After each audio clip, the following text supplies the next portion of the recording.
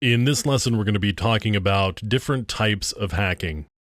The first type of hacking that I want to discuss is ethical hacking, which is really what we're going to be talking about through the rest of these lessons.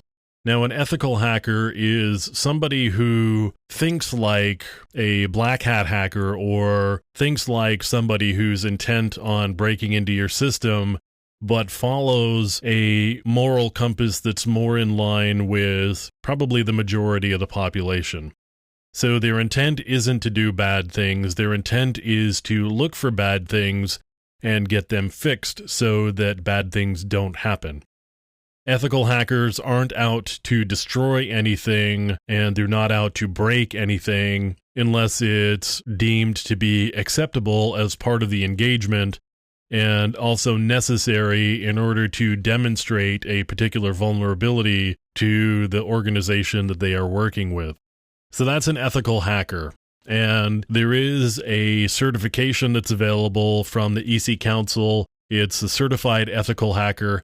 And, if you find certifications valuable and this sort of thing is what you want to do, pursuing a certified ethical hacker may be something that you want to look into. Now let's talk about black hat hackers. There's certainly plenty of cases of black hat hackers through the years. This guy right here is a particularly good example, probably because he was a black hat for a lot of years.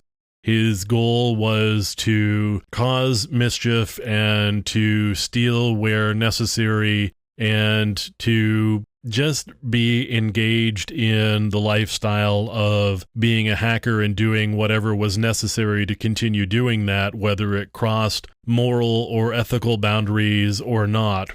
So Kevin Mitnick here was involved for well over a decade in computer crime and was finally picked up by the FBI, and he was charged and prosecuted, and he was eventually convicted of some of the activities that he was involved with.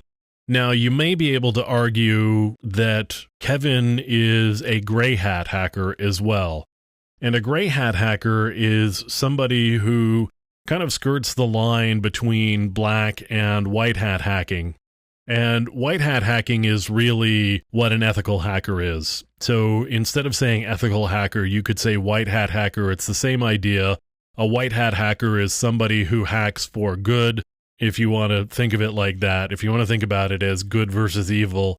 And what they really are doing is they're in it for the technical challenge. They're looking to make things better, make things more efficient, improve them in some way.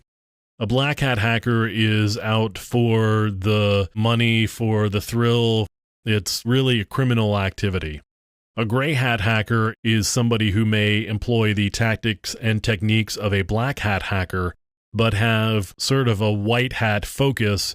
In other words, they're going to do things that may be malicious and destructive in nature, but the reason they are doing it is to improve the security posture of an organization that they are working with.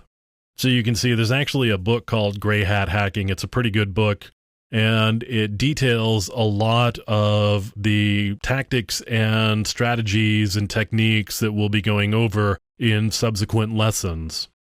Now, one other type of hacking that I want to talk about is this thing called hacktivism. And you'll find hacktivism all over the place.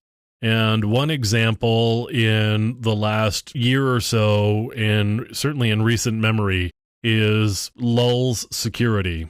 And you could argue that Lulz is actually a response to another type of hacktivism. An organization called Anonymous started hacking companies like Sony to protest their involvement in a lawsuit regarding a PS3 hacker.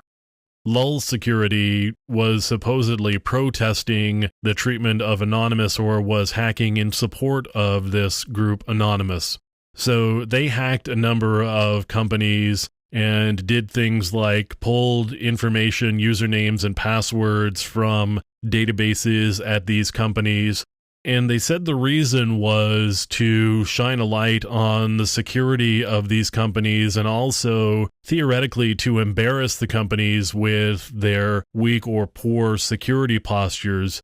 The problem with what they were doing, though, was they were posting information that they found online, and that information often included details about the customers for these particular corporations.